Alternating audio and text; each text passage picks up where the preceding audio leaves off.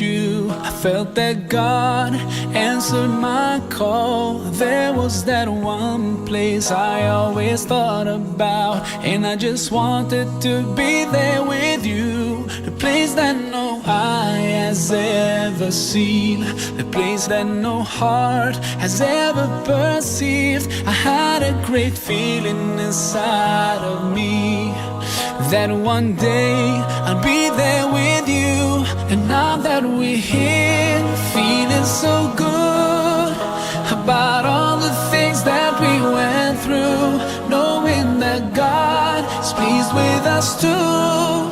It's not a dream, this is so true. Feeling the peace all around, seeing things we could never imagine, hearing the sound of rivers flow, and we know we'll be here forever. The feeling is indescribable, knowing that this is our reward.